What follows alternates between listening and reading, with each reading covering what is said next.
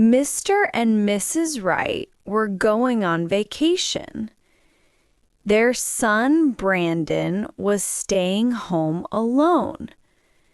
He had the house to himself.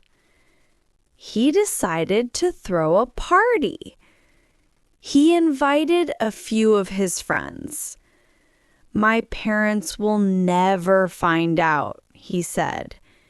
"It will be a small party." Saturday arrived. His doorbell wouldn't stop ringing.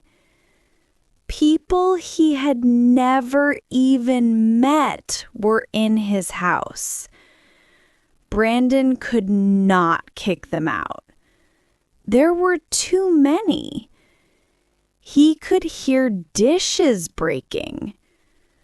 Drinks were spilled on the carpet.